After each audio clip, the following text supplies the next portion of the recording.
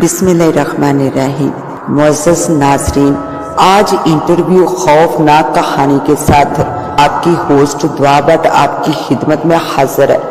नया सवाल पूछा गया था, मुझे जॉब की अशद जरूरत है।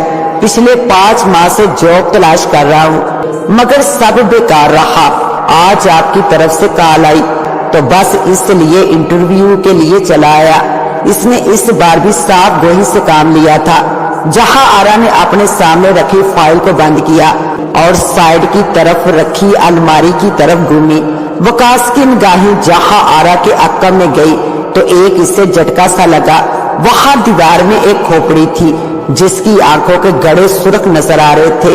तो वकास मतन सा चीखा, आर यू ओके? जहां आरा एकदम पलटी।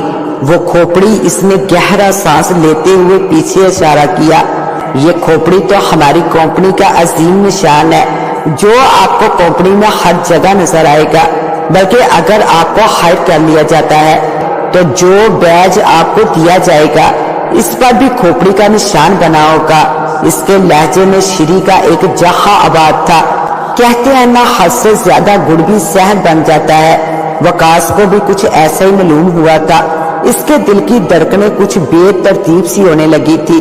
इसने कुर्सी के बाजू मजबूती से पकड़ लिए। जाने क्यों अब इसका दिल नीचे बैठता ही जा रहा था। सुर्ख रोशनी में इसको सुर्ख बूंदें दिखाई दी। वो इन बूंदों को अपने चेहरे पर गिरता महसूस कर सकता था मगर खामोश रहा। आप सैलरी कितनी लेना चाहेंगे? तकरीबन 15 से 20 हजार, इसने खोए खोए लहजे में कहा था। बहुत खूब, मुनासिब पैकेज है। वैसे आप तो जानते ही होंगे कि हमें नाइट स्टाफ चाहिए। इस जुमले पर वो खासा हैरान हुआ। आंखें एक लम्हे के लिए फैल गई। टाइमिंग वो मुख्तसर यही कह पाया था और रात 8 से 4 बजे तक वो बगौर वकास को गो रही थी। इसके लबों पर एक नैनी खेस मुस्कुराहट थी जिसे फिलहाल वकास समझने से कासिर था। जॉब की डिस्क्रिप्शन बता सकते हैं आप? वकास ने बामुश्किल पूछा था। जी बिल्कुल, शुरू में आपको मार्केटिंग में रखा जाएगा जिसमें आपको बाहर से 18 से 20 साल के लड़कों को ऑफिस में भेजना है। अगर आप ये जॉब अच्छे से कर लेते हैं तो आपको ऑफिस के अंदर का काम दिया जाएगा जिसमें आपको कुछ पैकेट्स बनाने हैं और इन्हें लाकर रूम में बाहिफाजत रखना है। अगर इस जॉब में आप हमारे ऑफिसर्स का दिल जीतने में कामयाब होंगे तो आपको स्टाफ के सीनियर मेंबर्स में शामिल कर लिया जाएगा। तब आप अपनी मर्जी के शिकार खुद ढूंढ सकते हैं। इसने अच्छे से तफसील बता दी थी। वकास अपनी कुर्सी पर हक्का बक्का रह गया। बज़ाहिर मेडिसन की नजर आने वाली कंपनी में जाने कौन सा काम हो रहा था। इसे कुछ गड़बड़ महसूस हुई। फीकी सी मुस्कुराहट लबों पर फैली और वहां से किसकने में फोकियत जानी। सॉरी मैडम, मेरा नहीं ख्याल मैं इस जॉब के लिए बेहतर हूँ। इसने उठना चाहा मगर उठ नहीं पाया। इसे ऐसा लगा जैसे वो इस कुर्सी पर चिपक गया हो। बाजू हिलाने चाहे मगर वो भी अपनी जगह पर रहे। इसने हैरत से जहां आरा की तरफ देखा तो इसके लबों पर शैतानी मुस्कुराहट थी। यहाँ से उठने के लिए तुम्हें इस इंटरव्यू में ना सिर्फ पास होना होगा बल्कि जॉब के पेपर पर साइन भी करने होंगे, वरना इसने अपनी बात अधूरी छोड़ दी थी जो कि एक गहरी ज़रब थी। उठने की कोशिश करते हुए विकास ने कहा, वरना क्या मैडम? वरना इस कुर्सी से जिंदगी भर उठ नहीं सकोगे। आंखों में एक अजीब कशिश थी।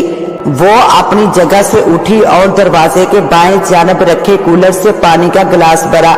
विकास ने नजरें घुमाकर देखा तो इसके होश उड़ गए। वो पानी नहीं बल्कि खून था जो कांच के गिलास में वाज़िह तौर पर देखा जा सकता था। इसकी ऊपर की सांसें ऊपर और नीचे की नीचे रह गई। नजरें झुकाई तो दूसरी तरफ लगी जहां आरा के पांव उल्टे थे। विकास के लिए अगला सांस लेना भी दुश्वार हो गया। खौफ के पसीने से वो बुरी तरह शराबूर हो चुका था। कलेजा हलक तक आ गया। कौन हो तुम? मुझे छोड़ दो, खुदा के लिए मुझे छोड़ दो। आंखों में आंसुओं ने डेरे जमा लिए। वो बिलक बिलक कर अपनी जिंदगी की भीख मांगता रहा मगर इससे रहम न आया। शैतानी मुस्कुराहट उभरी और वो धीरे धीरे इसके करीब आने लगी थी। विकास को तो जैसे सांस लेना भी दुश्वार हो गया।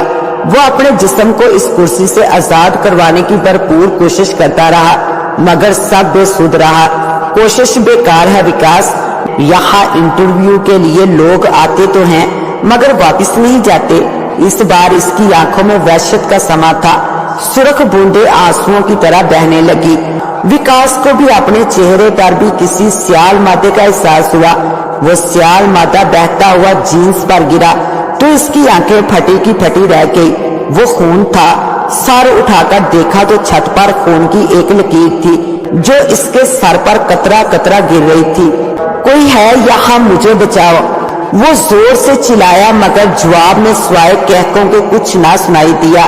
तभी दरवाजा खुला और कई लोग अंदर दाखिल हुए। सबकी आंखों में खून बह रहा था। नाखून खौफनाक हद तक बढ़े हुए थे।